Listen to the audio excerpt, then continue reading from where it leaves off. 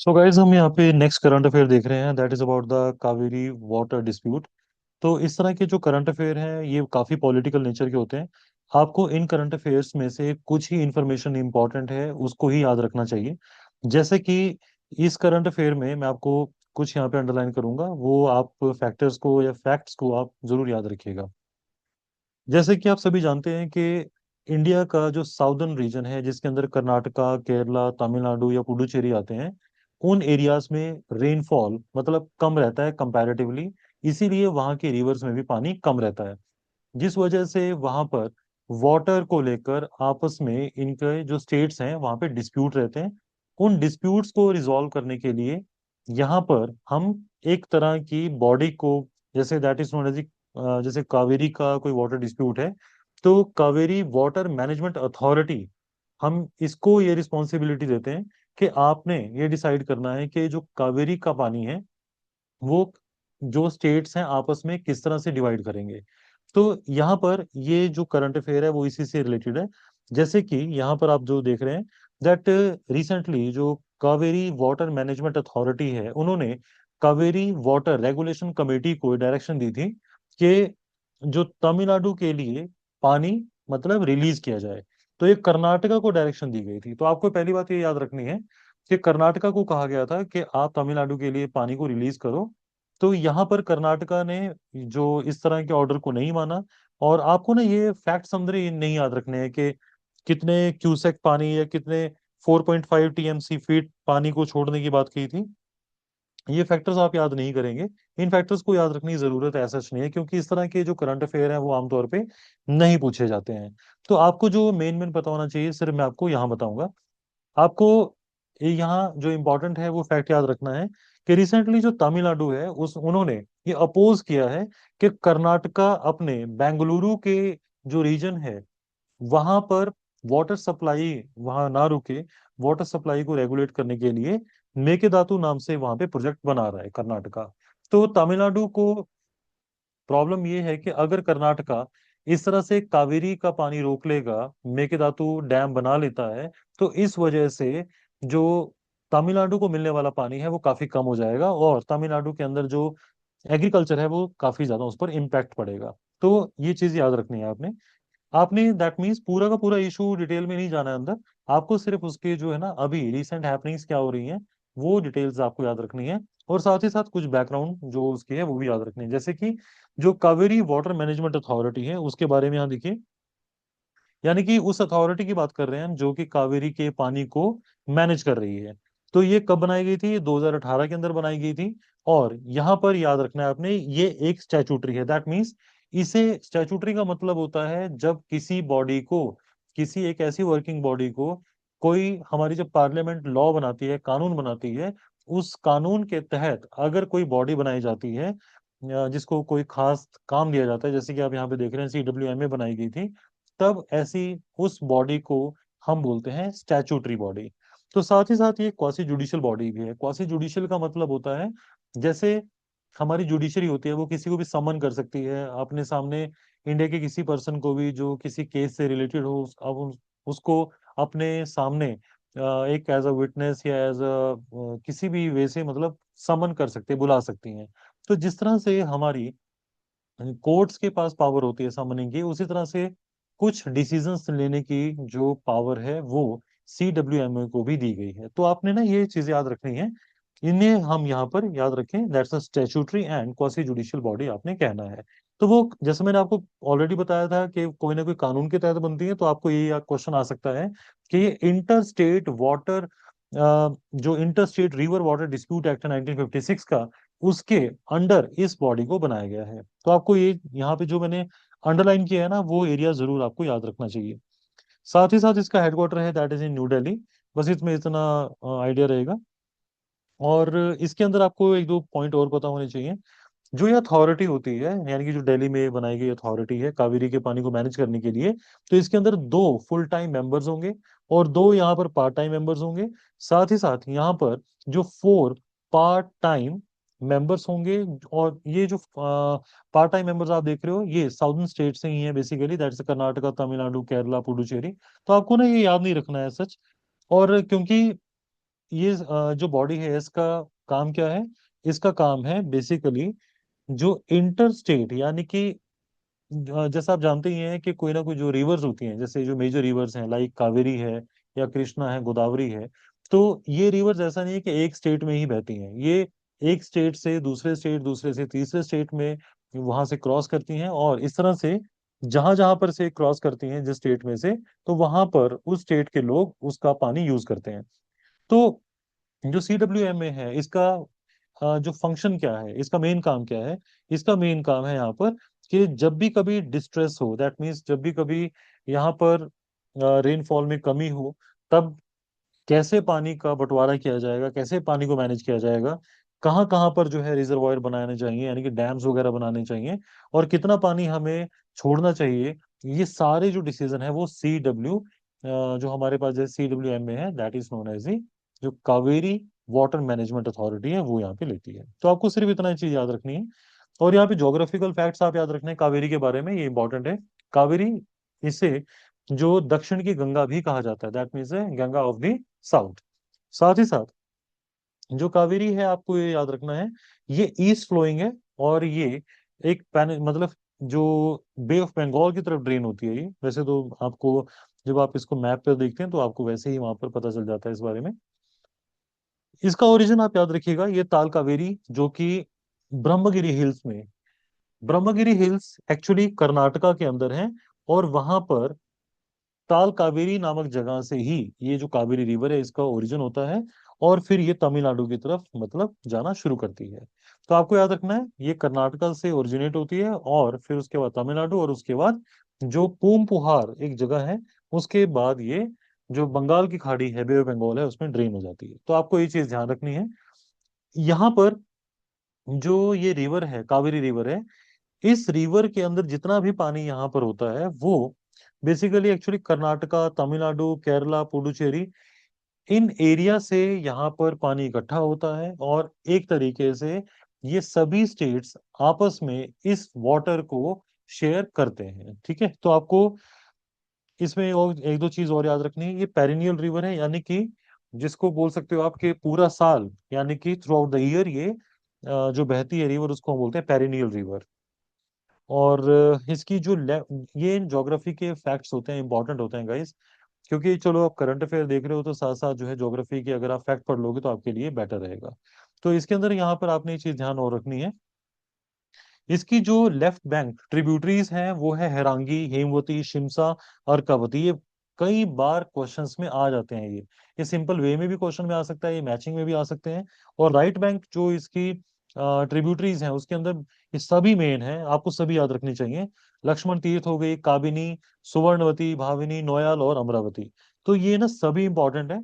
आपको ये कभी ना कभी मैचिंग में या directly which one of the following tributaries belong to Cauvery, इस तरह का क्वेश्चन यहाँ पे बन के आ सकता है। जिस तरह से आपने ट्रिब्यूटरीज याद रखी हैं, उसी तरह से आप एक चीज और याद रखिएगा कि इस रिवर पर कौन कौन से मेजर डैम्स हैं। तो याद रखना है आपने, कृष्ण राज सागर डैम है और मैटूर डैम।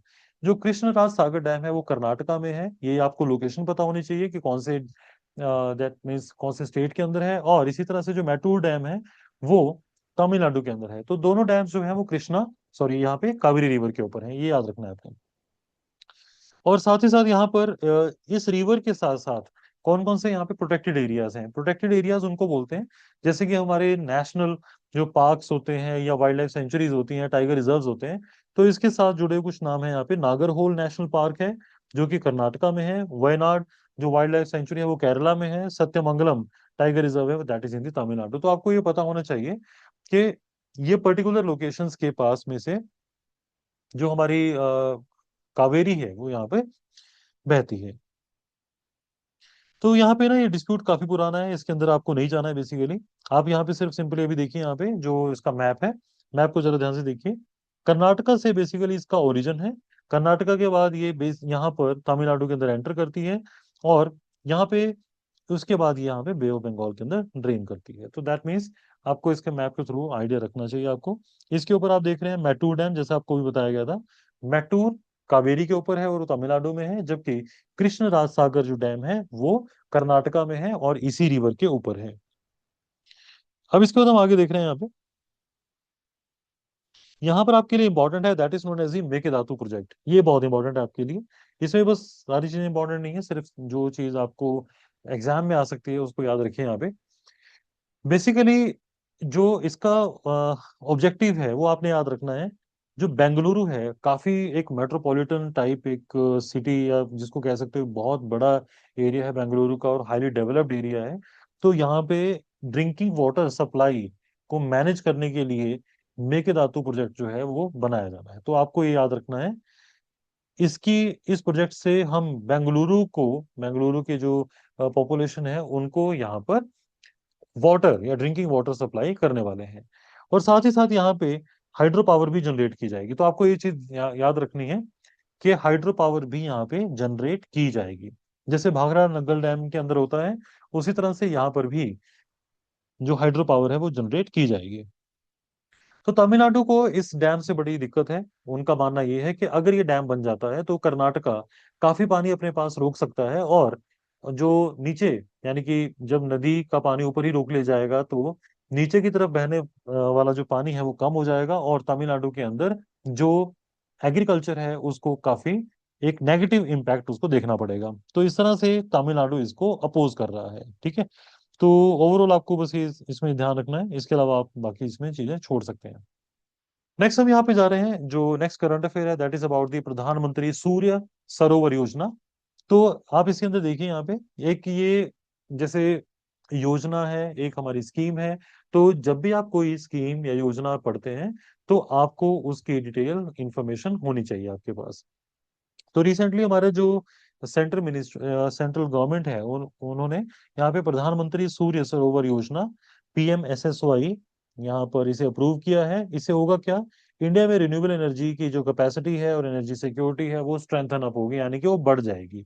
इस योजना की एक बार हम डिटेल देखते हैं क्या है इसके अंदर। एक पहली बात याद रखनी है, सेंट्रल सेक्टर स्कीम है, यानी कि इस योजना के अंदर लगने वाला पूरा का पूरा पैसा जो है वो सेंट्रल गवर्नमेंट देने वाली है। यानी कि स्टेट्स को कोई इसके अंदर उनका खर्चा नहीं होगा, उनका एक्सपेंडिचर इसमें नहीं होगा। सारा का सारा जो एक्सपेंडिचर है वो सेंट्रल गवर्नमेंट करने वाली है। तो जब भी कभी सेंट्रल गवर्नमेंट पूरा 100% फंडिंग देती है तो उसको बोलते हैं सेंट्रल सेक्टर स्कीम। तो ये क्वेश्चन बनता है। तो इसमें होगा क्या, इसका ऑब्जेक्टिव तो आपको ऊपर बता ही दिया मैंने, लेकिन इसमें करना क्या है हमने, यहाँ पर हम basically floating solar photovoltaic projects यहाँ पर हम डेवलप करना चाह रहे हैं। इससे होगा क्या, इससे हम यहाँ पे एनर्जी स्टोरेज सिस्टम को उसके साथ इसको इंटीग्रेट करेंगे। एक्चुअली क्या है, इसको यहाँ पे पहले ध्यान से देखिए। जैसे आप यहाँ पे देख रहे हैं एक बड़ी सी झील या बड़ा सा जो तालाब है आप सामने देख रहे हैं, इसके ऊपर हमने यहाँ पर जो सोलर पैनल्स हैं उनको फ्लोट करवाया है, और यहाँ पर इससे इलेक्ट्रिसिटी जनरेट की जा रही है।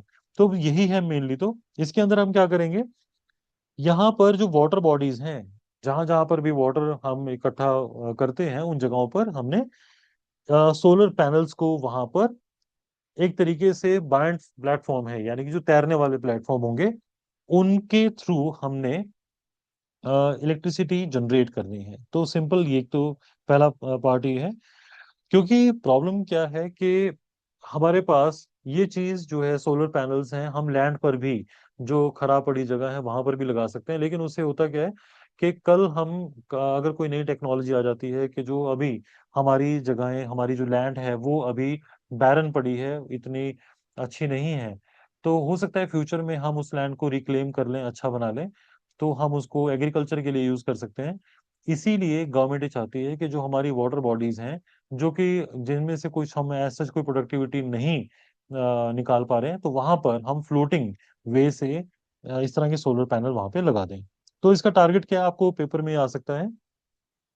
आपको ये भी याद रखना चाहिए कि लगभग इसका 5,000 करोड़ रुपए का हमने एक फाइनेंशियल एलोकेशन, यानी कि इसको हम इतना फंड देंगे, और इससे होगा क्या, 5,000 मेगावाट की कैपेसिटी वाले जो सोलर पैनल्स हैं या FSPV हैं उनको डिप्लॉय किया जाएगा। तो ये अगले 5 साल के लिए, मतलब फाइनेंशियल ईयर 2026-27 से शुरू होकर ये स्कीम 2030-31 तक चलेगी। और साथ ही साथ यहाँ पर याद रखना है आपने, इंडिया के जो फ्लोटिंग सोलर पोटेंशियल है वो काफी ज्यादा है। दैट मीन्स लगभग 102.18 गीगा वॉट पीक यानी कि इतनी बड़ी हमारी जो सोलर पोटेंशियल है, अगर हम फ्लोटिंग सोलर पोटेंशियल की बात करते हैं, ठीक है। तो इंडिया ने अभी तक अपने इस पोटेंशियल को पहचाना नहीं है। अब हम धीरे धीरे इस डायरेक्शन में कदम उठा रहे हैं, तो ये सेंट्रल गवर्नमेंट का हमारा ऑब्जेक्टिव है। साथ ही साथ इससे होगा क्या, जो इलेक्ट्रिसिटी यहाँ पे जनरेट की जाएगी, उसको फिर हम यहाँ पे एनर्जी स्टोरेज सिस्टम के साथ यहाँ पे इंटीग्रेट करेंगे। तो यहाँ एक ये भी ऑब्जेक्टिव रखा गया है।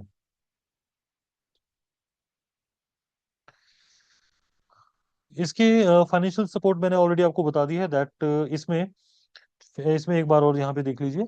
जो भी डेवलपर्स होंगे, यानी कि जहां जहां पर भी ये लगाया जाएगा प्रोजेक्ट, वहां पर 1 करोड़ रुपया दिया जाएगा हर एक मेगावाट को डेवलप करने के लिए।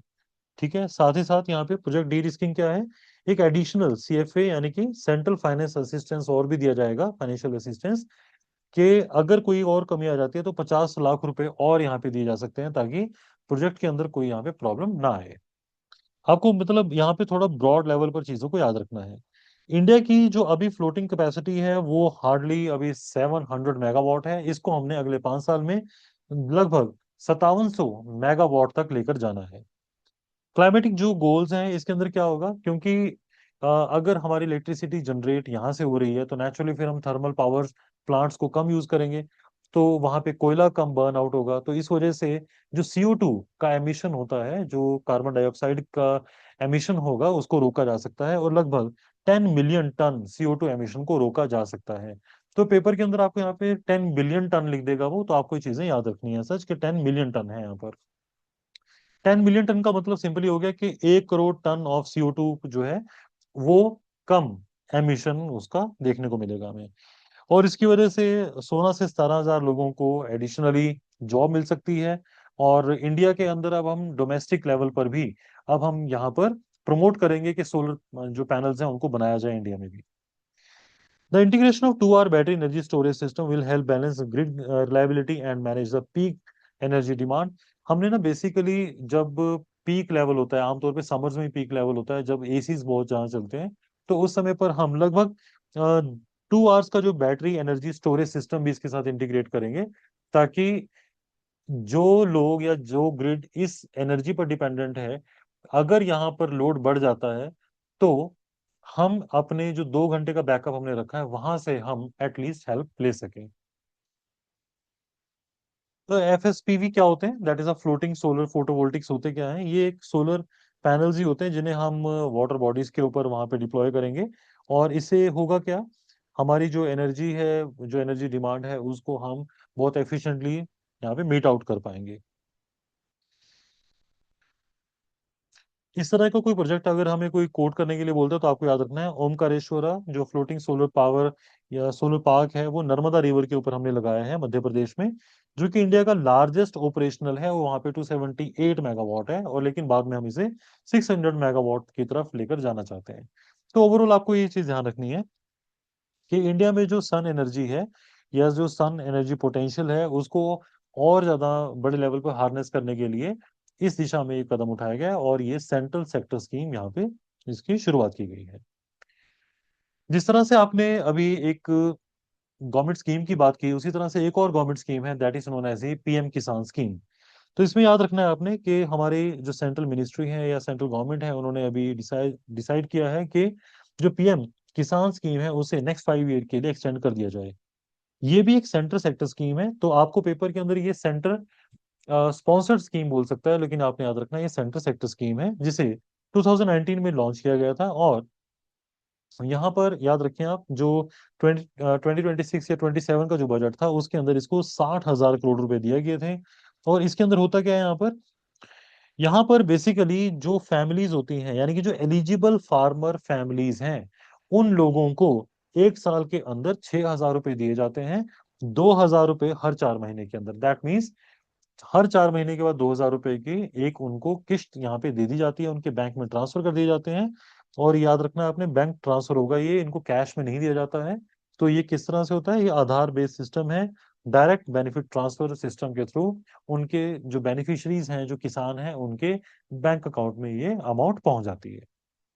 आपको सिंपल इतना याद रखना है यहाँ पे। और तो नेचुरली अगर जो किसान है उनके पास 6,000 रुपये अगर आ जाते हैं तो इससे कुछ ना कुछ हेल्प उनकी हो जाती है। तो वो कहीं यहाँ पर उस पैसे से यहाँ एग्रीकल्चर इनपुट वो लेकर आ सकते हैं, जैसे सीड्स लेकर आ सकते हैं, फर्टिलाइजर लेकर आ सकते हैं, और ताकि उनकी जो एग्रीकल्चर है वो एक हेल्दी एक आउटपुट वहां से वो निकाल पाए। इसके अलावा और कुछ यहाँ पे ऐसा जरूरत नहीं है, इसको आप छोड़ सकते हैं बाकी को। इसकी अचीवमेंट्स याद रखने की जरूरत नहीं है सच। अगर आप फिर भी याद रखना चाहते हैं तो लगभग आप कह सकते हैं कि अभी तक 4.47 लाख करोड़ रुपया अभी तक ट्रांसफर किया जा चुका है यहाँ पर। और इसमें और देख लेते हैं यहाँ पे इम्पोर्टेंट जो होगा।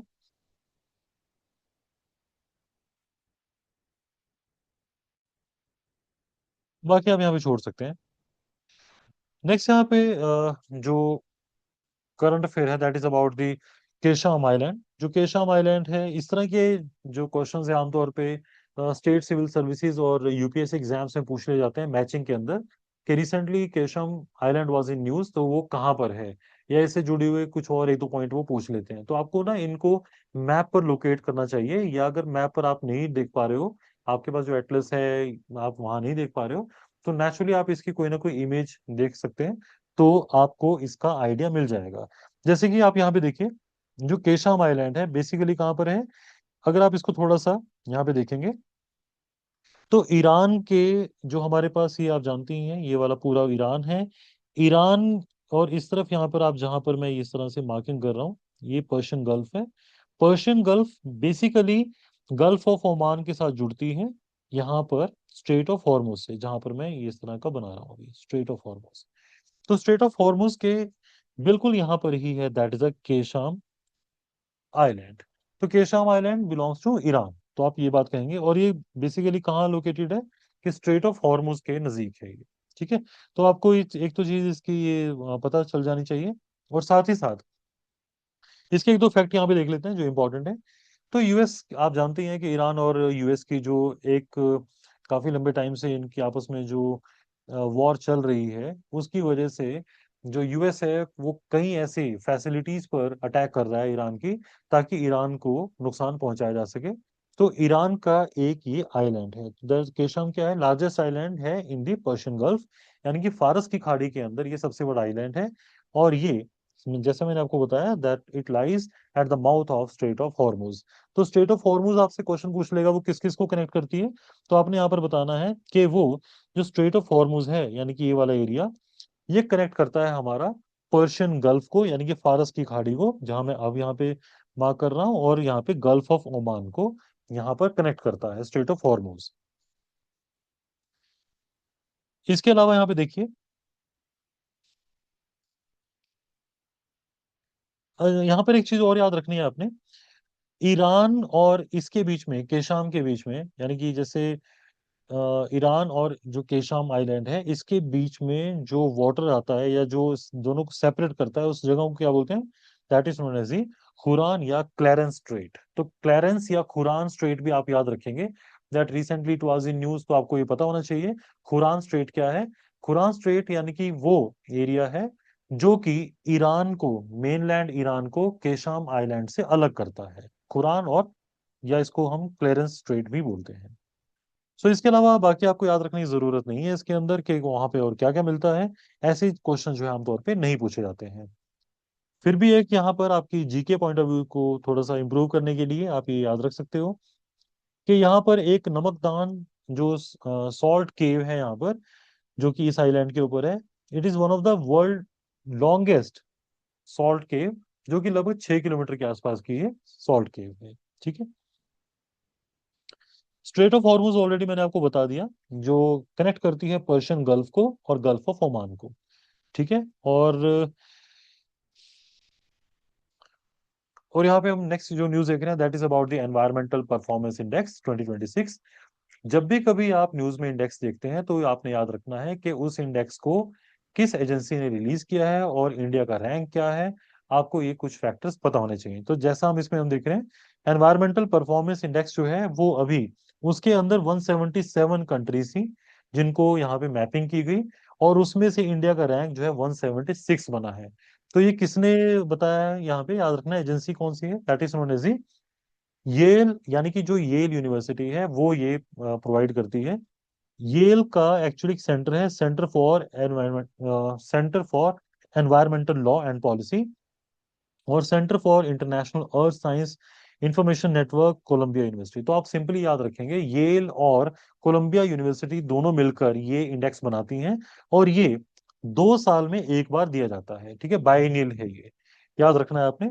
और इसकी शुरुआत हुई थी 2000 में, और उसके बाद ये हर 2 साल में दिया जाता है। तो इंडिया की जो परफॉर्मेंस है वो काफी कम आई है, और इसी वजह से इंडिया का रैंक है काफी पीछे है, 176 रैंक है। तो इसमें साथ ही साथ एक चीज और याद रखनी है आपने, जो टॉप मोस्ट यहाँ पे कंट्री रही है वो एस्टोनिया रही है इसमें, ठीक है। इसके अंदर कितने पैरामीटर्स को यूज किया गया है, तो आपने ये याद रखना है जब भी कभी आप इंडेक्स पढ़ते हैं तो ये भी याद रखें कि जैसे हम इसमें पढ़ रहे हैं अभी, एनवायरमेंटल जो परफॉर्मेंस इंडेक्स है, इसके अंदर पूरी कंट्रीज को 47 इंडिकेटर्स पर और 12 एनवायरमेंटल इशू कैटेगरीज के अंदर यहाँ पर चेक किया गया। अगर हम ब्रॉडली देखें तो यहाँ पे 3 पॉलिसी ऑब्जेक्टिव्स के बेसिस पर कंट्रीज को यहाँ पर ग्रुपिंग की गई है, या उनको हमने रैंकिंग दी है। तो पहला यहाँ पर है एनवायरमेंटल हेल्थ कैसे है किस कंट्री में, इकोसिस्टम वाइटैलिटी और क्लाइमेट चेंज, इन एरियाज को लेकर ये इंडेक्स तैयार किया गया। तो आपको ये पता होना चाहिए। जो मैंने अभी यहाँ पे येलो मार्क किया है, ये आपके लिए इंपॉर्टेंट है। अगर हम इंडिया की रैंकिंग देखते हैं तो इंडिया की रैंकिंग काफी जो है ना, ग्रेजुअली डिक्लाइन होती जा रही है। ऑल्दो ये बीच में इंप्रूव हुई थी, लेकिन बाद में फिर डिक्लाइन हुई, और फिर जो है बाद में ये अब 176 रैंक है। तो ये काफी मतलब एक बहुत पीछे की तरफ रैंक है, ये अच्छी बात नहीं है। और 2022 के अगर बात हम देखें तो इंडिया जो वर्स्ट 5 वर्स्ट परफॉर्मिंग कंट्रीज है उनके बीच में हमारा मतलब इंडिया का नाम है इसमें। और साथ ही साथ इसमें आपको जो आ सकते हैं क्वेश्चन, तो जैसे मैंने आपको बताया कि इसके अंदर मेजरली 3 कैटेगरीज हैं। आपको उनकी अगर वेटेज आप याद रख पाएंगे तो बहुत अच्छा रहेगा। जैसे कि आप यहाँ पे देख रहे हो, क्लाइमेट चेंज जो है उसको 30% की वेटेज दी गई है, इकोसिस्टम वाइटैलिटी को 45% की, और यहाँ पे एनवायरमेंटल जो हेल्थ है दैट इज 25%। तो इसके अंदर 12 और कैटेगरीज को यहाँ पे रखा गया है, जैसा कि आप यहाँ पे देख भी पा रहे हो, जो 12 कैटेगरीज हैं ये वाली, और 47 इंडिकेटर्स यूज किए गए हैं। तो आपको बस इतना एग्जैक्टली याद रखना है कि किस एजेंसी ने दिया है, किसने टॉप किया है, इंडिया का रैंक क्या है, और यहाँ पे कितने इंडिकेटर्स यूज किए गए हैं, ये चीजें आपको याद रखनी है। तो आई होप यहाँ पर आप इन फैक्टर्स को आप इसमें याद रखेंगे। सो गाइस, इस सेशन के लिए इतना ही, और नेक्स्ट सेशन में कुछ नए करंट अफेयर्स के साथ मिलते हैं। Thank you so much.